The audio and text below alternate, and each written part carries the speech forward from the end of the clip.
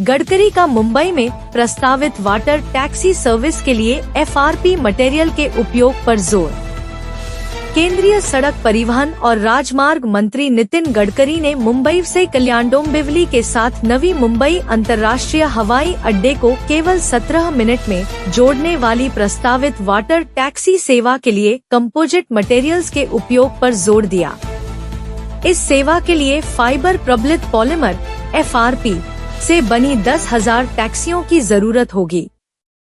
गडकरी ने मंगलवार को रिमफोर्स्ड प्लास्टिक ICRP 2025 पर अंतर्राष्ट्रीय सम्मेलन और एग्जीबिशन के 11वें संस्करण के उद्घाटन समारोह में यह बात कही।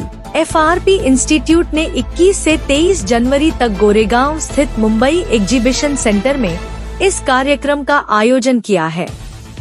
गडकरी ने बताया कि नवी मुंबई अंतर्राष्ट्रीय हवाई अड्डे के पास जेटी का निर्माण पहले ही किया जा चुका है, जिसका संचालन मार्च 2025 तक शुरू हो जाएगा। उन्होंने कहा कि मुंबई और ठाणे के आसपास के विशाल समुद्री मार्गों का उपयोग करके और टैक्सियों के लिए मिश्रित सामग्री कंपोजिट मटेरियल्स के इस्तेमाल के साथ हम भारी यातायात और वायु प्रदूषण को काफी हद तक कम कर सकते हैं। गडकरी ने कहा कि FRP इंस्टीट्यूट को कंपोजिट की गुणवत्ता को बरकरार रखते हुए और लागत चुनौतियों का समाधान करते हुए इस सामग्री के संभावित उपयोगों की खोज करनी चाहिए ताकि देश के विकास में इसका योगदान बढ़ सके। उन्होंने कहा कि कंपोजिट आशाजनक है और यदि उन्नत तकनीक और स्थानीय कच्चे माल का उपयोग करके 25 से 30% की कमी की जाती है तो भारत और विदेशों में इस उद्योग को बढ़ावा मिलेगा, क्योंकि इसका उपयोग रक्षा, automotive, shipping, infrastructure, construction, aerospace आदि क्षेत्रों में किया जा सकता है। कंपोजिट एक भविष्य का मटेरियल है और यह बुनियादी ढांचे के विकास, इनोवेशन और प्रतिस्पर्धा को बढ़ावा दे सकता है, जिससे देश की प्रगति को काफी लाभ होगा। तेजी से बढ़ रहा FRP का बाजार। FRP इंस्टीट्यूट के अनुसार भारतीय कंपोजिट कच्चे माल का बाजार 2024 के अंत तक 1.8 बिलियन अमेरिकी डॉलर पर आका गया है। घरेलू कंपोजिट मटेरियल्स उद्योग 2030 तक 2.8 बिलियन अमेरिकी डॉलर तक पहुंचने के लिए 7.8% CAGR से बढ़ता रहेगा। कंपोजिट एंड प्रोडक्ट मार्केट 2024 में 4.6 बिलियन अमेरिकी डॉलर है और 2030 तक 7.2 बिलियन अमेरिकी डॉलर तक पहुंचने की उम्मीद है। ICRP 2025 की अध्यक्ष पिया ठक्कर ने बताया कि कैसे कंपोजिट्स उद्योगों में नए विचारों और भारत के भविष्य को आकार देने में महत्वपूर्ण भूमिका निभाते हैं।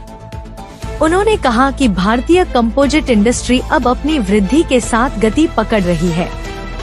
जैसे जैसे भारत विश्व का इकोनॉमिक लीडर बनने की ओर अग्रसर है, भारतीय कंपोजिट उद्योग के लिए भविष्य बहुत उज्जवल दिखाई देता है। देश का बढ़ता दबदबा भारत कंपोजिट उद्योग के लिए एक ग्लोबल मैन्युफैक्चरिंग हब बन रहा है। इसके इस्तेमाल से कम लागत वाले उत्पादों को डिजाइन, विकसित और निर्मित किया जा सकता है। FRP इंस्टीट्यूट के अध्यक्ष शेखर सरदेसाई ने कहा कि कंपोजिट सामग्री या फाइबर रिइंफोर्स्ड प्लास्टिक FRP ताकत, स्थायित्व और जैसे विविध गुणों को संयोजित करने की अपनी अनूठी क्षमता के लिए पहचाने जाते हैं।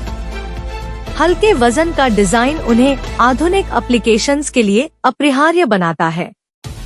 ये मटेरियल्स न केवल उद्योगों में दक्षता और इनोवेशन को बढ़ावा देते हैं, बल्कि स्थिरता को बढ़ावा देकर एक सर्कुलर इकोनॉमिक्स में भी योगदान देते हैं।